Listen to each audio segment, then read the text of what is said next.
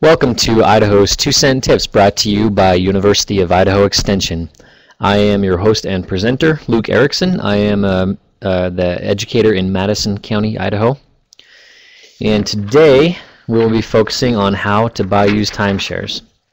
Just as a reminder, except for the materials used under the Creative Commons license, this presentation is copyrighted by the University of Idaho. You are free to use these materials for educational purposes and non-commercial purposes, as long as you cite the author, the University of Idaho, as the source. Now, without any further ado, how to buy used timeshares. Now, first of all, let me just tell you I'm a huge advocate of buying used, whether it's cars, furniture, clothing, Q-tips, or vacations. Now, hold on, it's not as gross as it sounds. A used vacation can actually be quite nice. I'm talking about used timeshares, which can be a great buy, often between 70 to 90% off the original price. Now, if you've never stayed in timeshare, you might be wondering what all the hype is about. And even if you have stayed in one, you might also be wondering, because some timeshares are nothing more than a hotel room. On the other hand, some are the very epitome of luxury, with majestic views, multiple bedrooms, full kitchens, barbecue grills, and great amenities like swimming pools, saunas, tennis courts, golf courses, and little huts where you can buy 50-cent candy bars for $2. A true vacation home, if even only for a week. Good times, my friend. Good times, I say as I munch on my $2 Snickers. A timeshare is ownership in a sliver of real estate. The idea is elusive because you will not always stay in the same property or unit, and you are often limited to specific dates every year. However, you may exchange ownership credits and trade for different locations or dates, which may or may not be more expensive. As confusing as this all sounds, you will actually get a deed in most cases, which means that while you can't necessarily touch it at any given time, you essentially own some kind of real estate.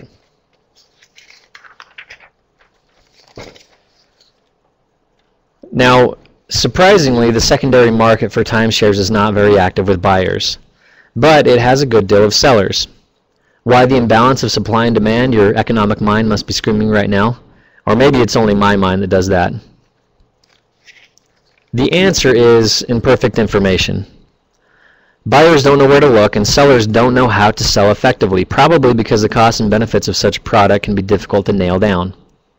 Also, there are vast networks of professional timeshare salespeople who are very good at what they do, and they offer free steak dinners in order to sell new timeshares, among other things. But there are far fewer professionals selling used timeshares, and used timeshares are rarely accompanied by a cut of Angus top sirloin. Life changes, such as divorce and bankruptcy, can be powerful incentives to dump a timeshare, though I suspect in most cases the timeshares were just too expensive in the first place for most buyers. These and other factors make the original holders of timeshares eager to dump them, even at large losses. Now, as a potential buyer, know that the sales prices will not include typical ongoing expenses like annual fees. $500 is typical for an annual fee. Won't include property taxes, special assessments, or other miscellaneous fees, all of which can increase substantially with little notice. As a side note, special assessments, for example, can include anything resulting from, say, damage to a property that's not covered under insurance. It may include other things too, such as legal settlements against that particular timeshare or company. These special assessments can be assessed at any time, and they can be any amount. There's no limit to them. Now, also remember that there are one-time transfer fees, usually from $0 to $200. That's assessed by the actual company. Anytime a original owner sells to a user, a secondary user, a secondary buyer, they'll charge a transfer fee. Not too much, but somewhere between $0 and $200 is pretty standard. There's also going to be closing costs anytime you buy a timeshare secondhand. That could be anywhere, typically from $0 to $2,000. Now, $2,000 is not a limit. That's just typically where the prices will fall for that. Really could be anywhere from $0 to infinity. Though standard costs are going to be, probably somewhere in that range. Now, these fees and these closing costs, these are the real killers of the deal. You must also remember that your date restrictions for use, and keep in mind the transportation costs you will bear in order to physically get to your timeshare every year. Now, after accounting for these costs, a timeshare in Maui for $100 might actually cost you tens of thousands of dollars to actually use.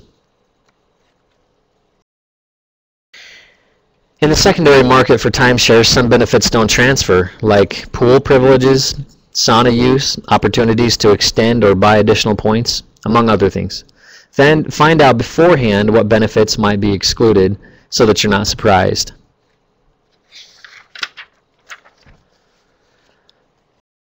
Now, if you're thinking about buying a used timeshare, they can be a fairly good deal, can be purchased at a bargain. But instead of simply figuring out how much you could afford to spend on a timeshare, a better place to start is by assessing how much you already spend on annual vacations.